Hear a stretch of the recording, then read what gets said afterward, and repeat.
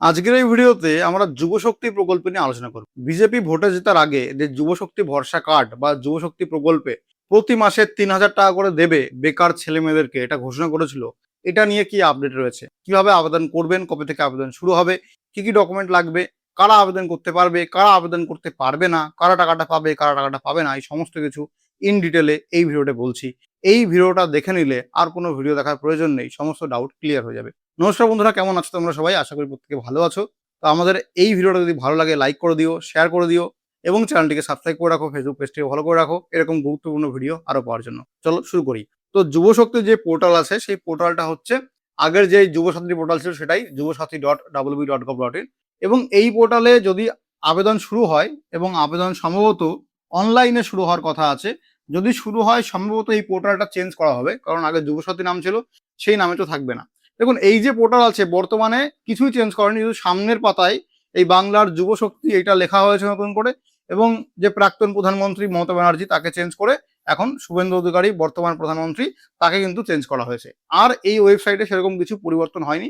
তোমরা যে অপশনগুলো আছে সেখানে যদি ঢুকে চেক করার চেষ্টা করো, তাহলে দেখো আমি এই পোর্টালে ঢুকছি এবং এই যে পোর্টাল ছিল যুবসাথীর সেই তথ্যই আছে, আলাদা করে কোনো কিছু মেনশন করা হয়নি। তার মানে অনলাইনে কিন্তু এখন কোনো প্রকার আবেদন শুরু হয়নি, জাস্ট পোর্টালটা চেঞ্জ করে রেখে দিয়েছে।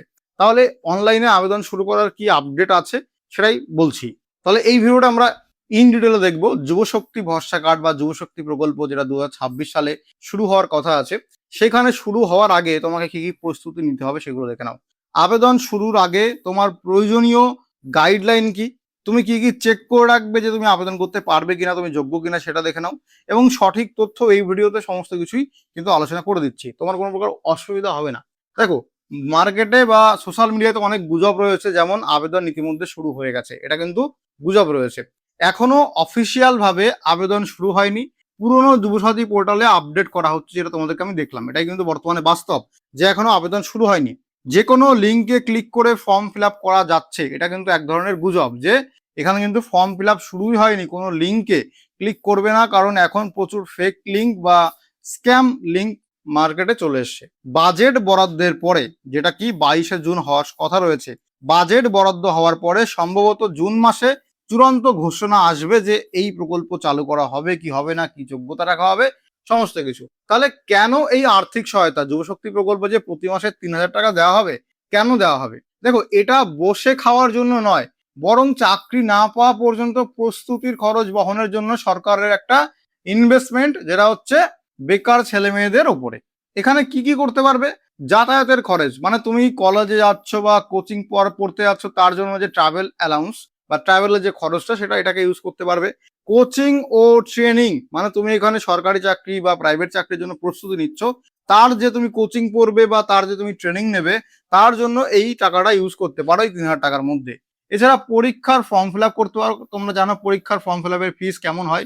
জেনারেল যদি হয়, ওবিসি যদি হয়, তাহলে তো পকেট কাটা ফিস নেয়, সেই ফিসটা অনেকাংশে এখান থেকে তোমার লাঘব হয়ে যাবে।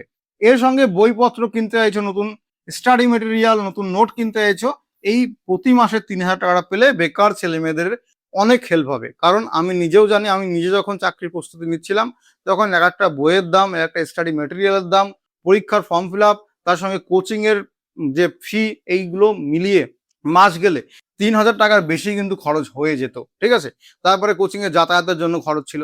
যেহেতু এই টাকাটা সরকার এখন দেবে বলেছে, যদি দেয় তাহলে বেকার ছেলে মেয়েদেরকে একদম 90% হেল্প করা হবে, এবং তাদেরকে কি বলবো, পেছনে একটা ব্যাক সাপোর্ট দেওয়া হবে, যেটা বাড়ির থেকে বাবা মা অতটা দিতে পারতো না। গরিব ছেলে মেয়েদেরকে, যারা দিন আনা দিন খাওয়া, যাদের অবস্থা যেমনটাকে আমারও ছিল, আমরা প্রাইভেট পড়িয়ে, টিউশন পড়িয়ে নিজের খরচা চালাতাম, তারপরে আবার নিজেও পড়তাম। ঠিক আছে, এবং অনেক ছেলে মেয়ে আছে যারা পার্ট টাইম কোনো দোকানে, মুদির দোকানে কাজ করছে, কোনো রেশন দোকানে কাজ করছে, তাদেরকে যদি এই টাকাটা দেওয়া হয়, তাহলে প্রচুর প্রান্তিক ছেলেমেয়েরা, প্রচুর দরিদ্র কিন্তু মেধাবী ছেলেমেয়েরা, যারা টাকা পয়সার অভাবে হয়তো পড়াশোনা কন্টিনিউ করতে পারেনি, আমার থেকে সেরকম কষ্ট আর কে বেশি বুঝবে? আমিও আমার পড়াশোনা শুধুমাত্র স্কিপ করে গেছি টাকা পয়সার জন্য। তো তাদের জন্য বিশাল বড় একটা হেল্প হবে। আমি তো সরকারের কাছে বিশেষ করে অনুরোধ করব যে এই টাকাটা অবশ্যই দেওয়া হোক, এবং টাকাটা অবশ্যই দেওয়া হোক। অন্নপূর্ণা ভান্ডারের থেকেও বেশি এটা আগে জরুরি। এই প্রকল্পের বিবর্তন দেখে নাও, যুবসাথী ছিল, সেটাকে পাল্টে এখন যুক্তি করা হচ্ছে। তো এই যুবশক্তি যে প্রকল্প, ভাতার পরিমাণ, যুবসাথী প্রকল্প যেটা টিএমসি সরকার চালু করেছিল, এবং 2 কিস্তিতে টাকা দিয়েছিল, 1500 করে দিয়েছিল, মাসে 1500 টাকা। ঠিক আছে, এবার যুবশক্তি প্রকল্পে সেই টাকাটা বাড়িয়ে 3,000 টাকা করা হবে। এটা কিন্তু বিজেপির প্রতিশ্রুতি ছিল, ভোটে জেতার আগে নির্বাচনী ইশতেহারে ছিল, যুবশক্তি বর্ষা কার্ড সেখানে বলেছিল। এই প্রকল্পের মেয়াদ কি ছিল? নির্দিষ্ট সময়ের জন্য দেওয়া হতো যুবশক্তি। এখানে বলা হয়েছিল 5 বছর পর্যন্ত এককালীন টাকা দেওয়া হবে, তারপরে আবার ভেরিফিকেশন করে দেখবে যে ওই ছেলে বা যে মেয়েটা টাকাটা পেলো সে চাকরি পেয়েছে কিনা। যদি চাকরি পেয়ে যায় তাহলে এটা বন্ধ হয়ে যাবে এবং চাকরি না পেলে তাকে আবার দেওয়া হবে। এবার এই যুবশক্তিটা কিন্তু স্থায়ী বা করযোগ্য চাকরি পাওয়ার আগে পর্যন্ত, মানে এটা একবার ফর্ম ফিল আপ করলে সম্ভবত ভেরিফিকেশন করা হবে না যতক্ষণ তুমি চাকরি পাচ্ছ। এটা দেখা হবে তুমি চাকরি পেলেই এটা তুমি আর পাচ্ছ না। যাচাইকরণ ভেরিফিকেশন, এখানে সাধারণ নথিপত্র যাচাই করতো যুবসাথীতে। অনেকে আছে যারা চাকরি করছে টাকা পেয়েছে, অনেকে আছে যারা কৃষক বন্ধু পাচ্ছে, লক্ষ্মীর ভান্ডার পাচ্ছে, তাও এইটা পেয়ে যাচ্ছে। কিন্তু যুবশক্তিতে সেটা নয়, এখানে কঠোরভাবে ডিজিটাল ইকেওয়াইসি এবং ডিবিটি লিঙ্ক চেকিং করা হচ্ছে। তোমরা ভালো করে জানো যে বর্তমানে ডিবিটি লিঙ্ক নিয়ে বা অন্নপূর্ণা যোজনা নিয়ে কি ধরনের ভেরিফিকেশন হচ্ছে, কি ধরনের যাচাই বাছাই ছাঁটাই হচ্ছে। একইভাবে যুবশক্তিতেও সেটা হবে। এখানে প্রথমত ডিজিটাল কেওয়াইসি তো হবেই, দ্বিতীয়ত ডিবিটির মাধ্যমে টাকা দেবে। ডিবিটি এমন একটা সিস্টেম যেটা কেন্দ্র সরকারের মধ্যে, মানে কেন্দ্র সরকারের মাধ্যমে চালু হয়েছে, ডিরেক্ট বেনিফিট ট্রান্সফার, যেখানে তোমার টাকাটা তো সরাসরি তোমার ব্যাংকে দেয় না, টাকাটা দেয় তোমার আধার কার্ডে। এবার যখনই কারোর আধার কার্ড কেন্দ্র সরকারের পোর্টালে মারবে তখন দেখা যাবে যে ওই আধার কার্ড এসে কোন কোন প্রকল্পের ফ্যাসিলিটি পাচ্ছে। মানে সে যদি অন্নপূর্ণা ভান্ডারে 3,000 টাকা প্রতি মাসে পায় এবং যখনই চেক করবে যুবশক্তিতে আবেদন করেছে তখন যে কোনো একটা ক্যান্সেল হয়ে যাবে অটোমেটিক। এটা খুবই ভালো যে শুধুমাত্র একজন একটা প্রকল্পে টাকা পাবে। মেয়েরা অন্নপূর্ণা ভান্ডারও পাবে, আবার যুবশক্তি পাবে, মানে প্রতি মাসে 6,000 টাকা। তাহলে তো সরকারের এত টাকা নেই প্রথমত দেওয়ার মতো। তাহলে যেই ভাবে সরকার এগোনোর কথা বা রাজ্য এগোনোর কথা সেভাবে এগোবে না, এই ভাতার প্রকল্পই হয়ে যাবে। যেটা আগে সরকার করেছিল সেটাই কন্টিনিউ হবে। তো এটার দরকার নেই, যে যোগ্য তাকে দেওয়া হোক। এবার একজন যোগ্য প্রার্থীর কি প্রোফাইল হওয়া উচিত, মানে এলিজিবিলিটি কি আবেদন করার জন্য যুবশক্তিতে?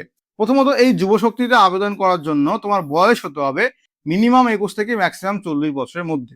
21 বছর যদি মিনিমাম হয়ে যায় তুমি অ্যাপ্লাই করতে পারবে এবং 40 বছর ম্যাক্সিমাম অ্যাপ্লাই করতে পারবে। এবার 40 বছর বেশি হয়ে গেলে মেয়েরা অন্নপূর্ণা ভান্ডার তো পাচ্ছ, আর ছেলেদের তো চাকরি বাকরি কিছু একটা তো হয়ে যাবে, যার জন্য বয়স সীমা হায়েস্ট 40 রাখা হয়েছে। 40 বছর পর্যন্ত তুমি যদি বেকার থাকো তাহলে এই ভাতা তুমি এমনিও পাবে না।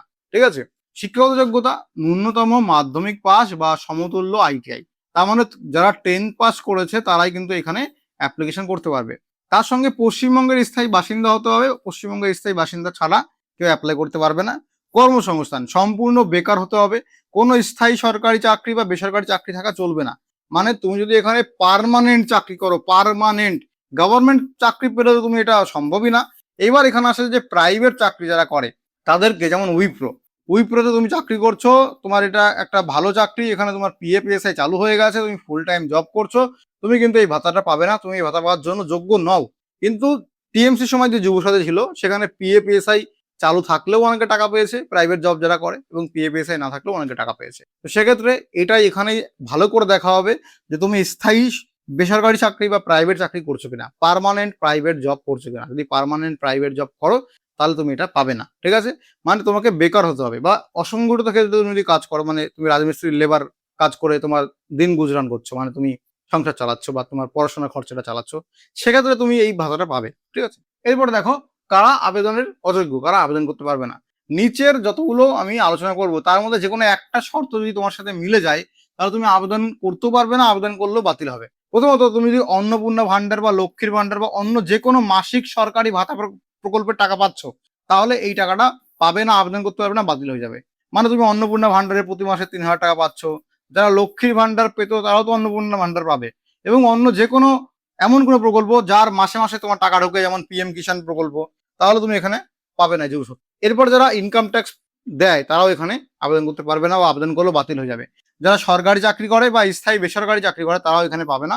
এবং যারা পেনশন পায়, পেনশনভোগী, তারা তো পাবে না। পেনশন পাওয়ার একটা বয়স থাকে, তো পেনশন তারা পেলেও এখানে পাচ্ছে না এই প্রকল্প। আচ্ছা, ডকুমেন্ট কি কি লাগে ভালো করে দেখে নাও। প্রথমত পরিচয় ও ঠিকানা। পরিচয় ও ঠিকানার প্রমাণপত্র হিসাবে তোমার আধার কার্ড লাগবে, ভোটার কার্ড লাগবে। ভোটার কার্ড যদি না থাকে পাসপোর্ট বা ড্রাইভিং লাইসেন্স দেখালেও হয়ে যায়। অনেকের ভোটার কার্ড থাকে না, সেক্ষেত্রে ভোটার কার্ড না থাকলেও এই দুটো ডকুমেন্টের মধ্যে পাসপোর্ট, ড্রাইভিং লাইসেন্স যে কোনো একটা দেখালে হয়ে যাবে। এবং তোমার পাসপোর্ট সাইজের ছবি পোর্টালে আপলোড করতে হবে।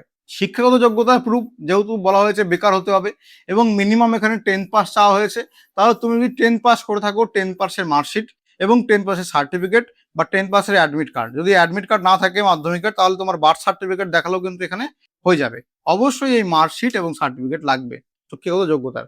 এবার অনেকে এখানে 12 পাস করেছে, অনেকে গ্রাজুয়েশন পাস করেছে, তারাও এখানে সেই সার্টিফিকেট দিয়েই অ্যাপ্লিকেশন করতে পারবে। এবার ব্যাংক ও অন্যান্য তথ্য, প্রথমত ব্যাংকের পাসবই প্রথম কথা লাগতে পারে। যদি অন্নপূর্ণা ভান্ডারের মতো ব্যাংকের তথ্য না নেয় তাহলে আধার কার্ড অনুযায়ী টাকা ছাড়বে ডিবিটির মাধ্যমে, সেক্ষেত্রে এটা নাও লাগতে পারে। তো সেটা যখন ফর্ম ফিল আপ শুরু হবে তখন জানতে পারবো। তুমি যদি এসসি এসটি ওবিসি ইডাব্লিউএস হও তাহলে তোমার সংশ্লিষ্ট কাস্ট সার্টিফিকেট দেখাতে হবে। কাস্ট সার্টিফিকেট থাকাটা মাস্ট এমনটা নয়, জেনারেলরাও এখানে টাকাটা পাবে। তো যদি কাস্ট সার্টিফিকেট থাকে তুমি দেবে। এবার ব্যাংকের প্রথম পাতার পাসবইয়ের ছবি লাগবে কি লাগবে না সেটা যখন অনলাইনে ফর্ম ফিল আপ শুরু হবে তখনই জানতে পারবো। যেমন অন্নপূর্ণা ভান্ডারে অফলাইনে ফর্ম ফিল আপ করলে লাগছিল, কিন্তু অন্নপূর্ণা ভান্ডারে অনলাইনে ফর্ম ফিল আপ করার সময় ব্যাংকের তথ্য লাগছে না, ডিবিটি অনুযায়ী টাকাটা ঢুকবে। এবার সাধারণ ভুল যা করলে আবেদন বাতিল হতে পারে। দেখো, প্রথমত নিরাপদ দেখে নাও তোমার আধার, ব্যাংক ও সার্টিফিকেট নামের বানান যেন হুবহু এক থাকে। অনেকে কিন্তু নামের বানান ভুল থাকে, সেক্ষেত্রে নামের বানান মিসম্যাচ যেন না হয়। আধার কার্ড এরপরে সক্রিয় এবং নিজের নামে থাকা মোবাইল নাম্বার ব্যবহার করতে হবে। মানে তোমার একটা অ্যাক্টিভ মোবাইল নাম্বার এবং নিজের নামে বা আধার কার্ডের সঙ্গে লিঙ্ক করা ফোন নাম্বার থাকে। তাহলে তোমার আধার কার্ডের সঙ্গে যদি ফোন নাম্বার লিঙ্ক না থাকে, অনেকের আধার কার্ডের সঙ্গে ফোন নাম্বার লিঙ্ক আছে সেটাই বন্ধ হয়ে গেছে, সেই সিম হারিয়ে গেছে, তাহলে আগে তোমার ফোন নাম্বার লিঙ্ক করো এবং ফোন নাম্বারটা অ্যাক্টিভ করো।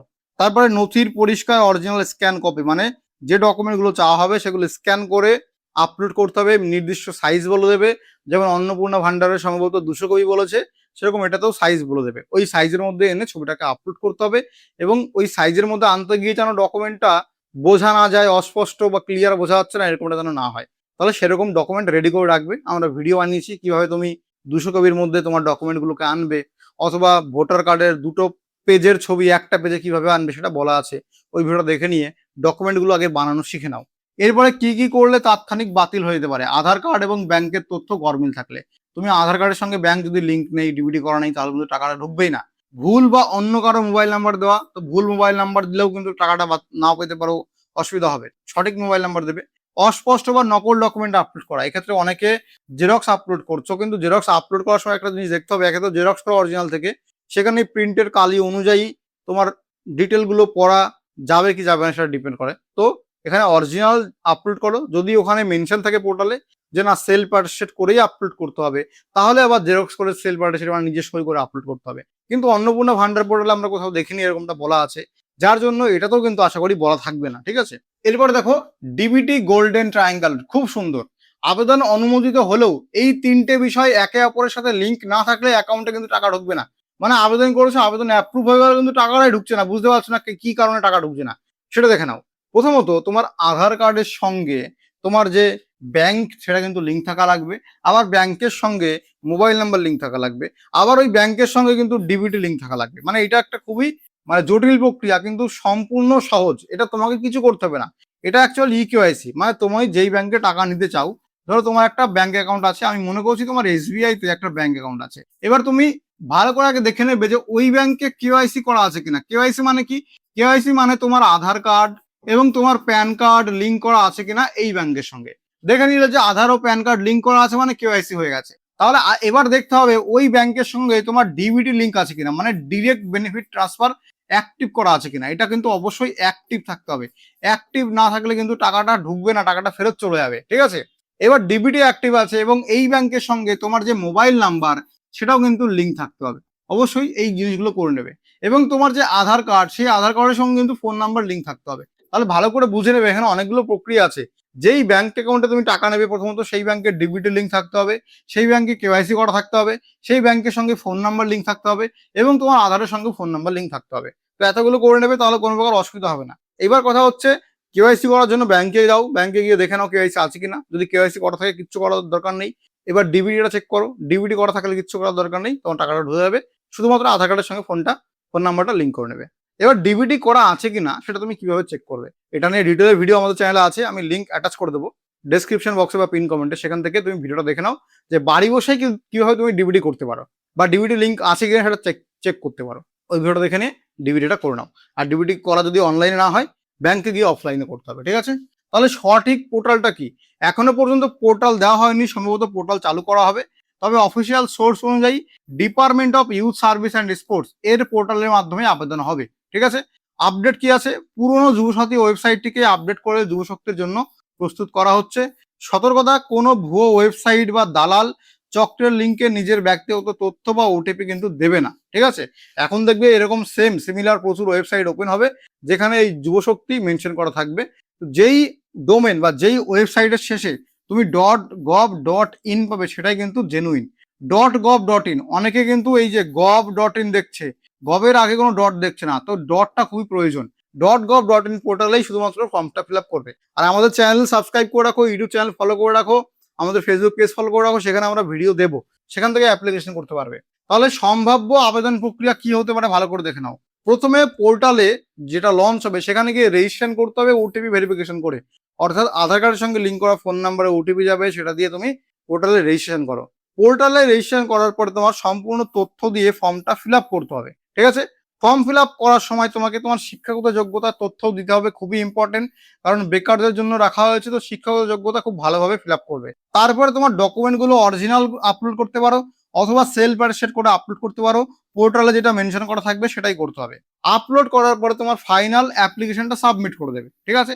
ফাইনাল অ্যাপ্লিকেশন সাবমিট করার পরে তোমার কাজ কমপ্লিট। এখান থেকে তোমাকে এবার অ্যাপ্লিকেশন রেফারেন্স নাম্বার, যেমন অন্নপূর্ণা ভান্ডার একটা নাম্বার দিচ্ছে বা ফর্ম ডাউনলোড করার অপশন দিচ্ছে, সেরকম একটা নাম্বার দেবে বা ফর্ম ডাউনলোড করার অপশন দেবে, ফর্মটা ডাউনলোড করে প্রিন্ট করে রাখবে।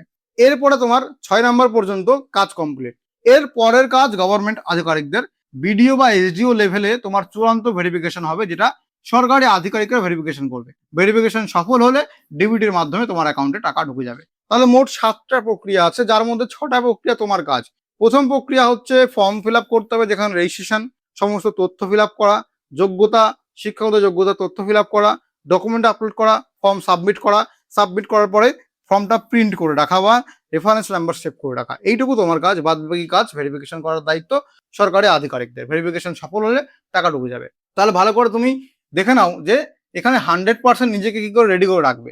প্রথমত যোগ্যতা যা বললাম সেগুলো দেখো তোমার সঙ্গে মিলছে কিনা। তোমার বয়স 21 থেকে 40 বছরের মধ্যে আছে, তাহলে তুমি অ্যাপ্লাই করতে পারবে। শিক্ষাগত যোগ্যতা তুমি 10th পাস করেছো, তার সার্টিফিকেট আছে, হ্যাঁ অ্যাপ্লাই করতে পারবে।